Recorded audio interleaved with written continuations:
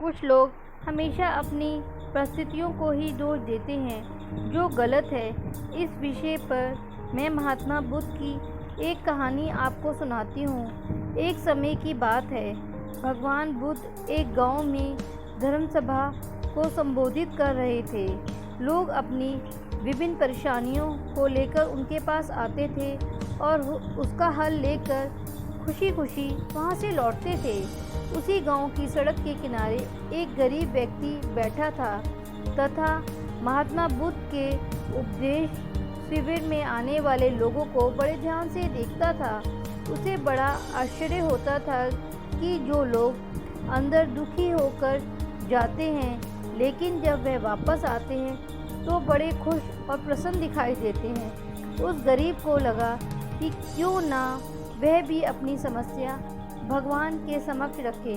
मन में वे विचार लिए वह भी महात्मा बुद्ध के पास पहुंचा।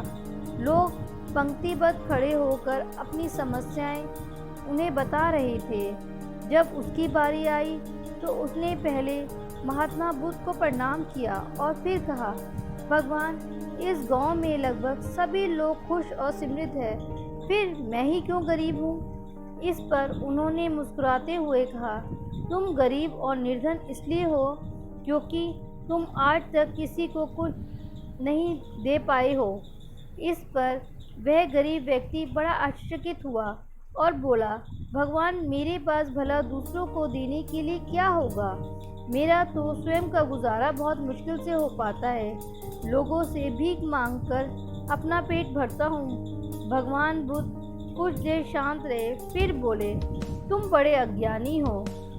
औरों के साथ बांटने के लिए ईश्वर ने तुम्हें बहुत कुछ दिया है, मुस्कुराहट दी है जिससे तुम लोगों को आशा का संचार कर सकते हो, मुख दिया है ताकि लोगों से दो मीठे शब्द बोल सकते हो, उनकी प्रशंसा कर सकते हो, दो हाथ दिए हैं, लोगों की मदद कर सकते हो। ईश्वर ने जिसको ये तीन चीज़ें दी हैं वह कभी गरीब और निर्धन हो ही नहीं सकता। निर्धनता का विचार आदमी के मन में तब होता है या तो एक भ्रम है, इसे निकाल दो। अभी भी मन में निर्धन का भाव उत्पन्न न होने दो, गरीबी अपने आप दूर हो जाएगी।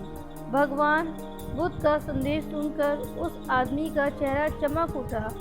उसने इस उपदेश को अपने जीवन में उतारा, जिससे वह फिर कभी दुखी नहीं हुआ। इसी तरह हमें भी अपने जीवन में ये उपदेश उतारने चाहिए कि जो है उसमें खुश रहो और जो नहीं है उसके लिए मत रो। इसी के साथ ही मैं ये कहानी समाप्त करती हूँ। आशा करती हूँ आपको ये कहानी पसंद आई होगी।